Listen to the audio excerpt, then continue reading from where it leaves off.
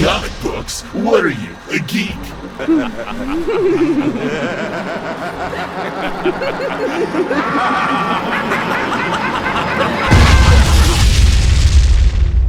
Have you ever heard the story of Jack? You will always remember this as the day that you almost caught Captain Jack Sparrow. Not that one. You know, sometimes it's good to have a big butt. Not that one.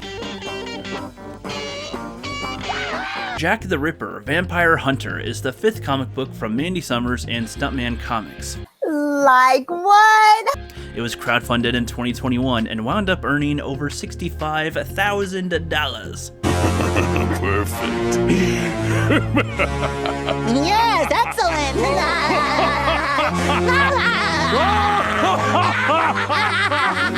Jack the Ripper was a real serial killer back in the late 1800s in the impoverished streets of London. His victims were all prostitutes, and the police never caught the killer, which makes me wonder how they would have any idea of what he might have looked like, since he seems to be depicted all the time with a hat and a coat and whatnot. But reading this comic makes me want to dive a little more into the history of the Ripper, since the only other time that I've heard of Jack the Ripper was on ERB. I'm a human trigger warning through the night until the morning. When the light shines upon my crimes, you find it sick, appalling. An infamous, notorious delinquent. There's little more gory a thing than living in Victorian England. This is horrorcore. Beware if you're a common whore, or at late night you may find me knocking on your door. Just like with the last one, I'm going to give full-on spoilers for the book, and we'll start by walking you through the story and then addressing other aspects. Jack has been hunting down a vampire called the Master for a while now, but is always too late. At the same time, Detective James King has been struggling to catch Jack, pretty much waiting for a victim to show up so that he can try to catch the elusive killer. Jack does not refer to himself as the Ripper. He considers himself more cunning and educated, doing what needs to be done, even if others don't see it that way just yet. He's got a captive vampire where he studies and tests out weaknesses and how fast they can heal and whatnot. After attempting to save yet another victim, Jack has a brief encounter with the Master, and his mind begins a down spiral and he physically weakens. Luckily, he's able to overcome the problem and starts getting useful answers out of the vampire prisoner. The Master has been around for thousands of years and is nearly immortal by this point and quite powerful. Later on, Jack goes to a brothel where one of the Master's servants tells him where to find him. James King, also being at the brothel, hoping to catch Jack in the act, follows him. Jack and the Master clash, the Master wanting to get rid of this nuisance once and for all.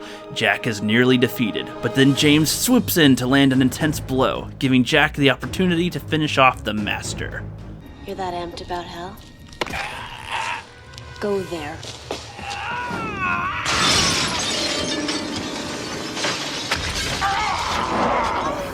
And that brings Jack the Ripper Vampire Hunter issue 1 to an end. I think that it was a great idea going with black and white for the visuals on this one. Makes me think of the old times, and for some reason London always just in my head would appear to be of the darker color scheme anyway. And the artwork by Peter Gilmore is freaking awesome throughout, and just like with Super Dead, there is at least one grotesque imagery with the vampire prisoner, with her skin being peeled back from her stomach and up to her neck, and her organs are all exposed. The design for Jack the Ripper is pretty cool. I like the little mask detail that they have there. It kind of, fits with like he's trying to be a vigilante. And oddly enough, the character gives off Batman vibes in a way, more specifically with how people seem to fear him. Everybody's scared of him killing all these people, and he's hardly out and about during the daytime, so he's more associated with night, and he fights what lurks in the shadows, even if he's seen as the monster. People are terrified of him. I don't know, I kind of get a Batman vibe from Jack the Ripper in this story. The Master visually makes me think of Nosferatu, but then again, I haven't seen Nosferatu and other stuff. I haven't watched this movie or whatever, but visually makes me think of that guy. And the characterization of Jack was interesting, and how even if people knew that he wasn't the one killing all these people, I feel like he'd still more than likely be seen as an unstable, crazy person with how he behaves and what he's doing to the vampire girl.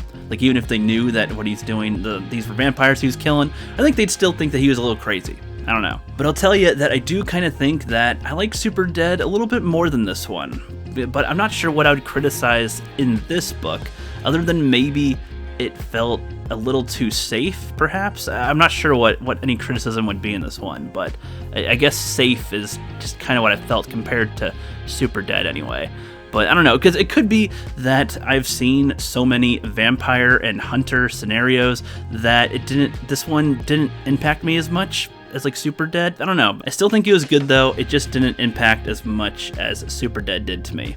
But anyway, you can take a look at the other books that Mandy's cooking up over at her website and Indiegogo page. Thank you all for watching and have a great rest of your day.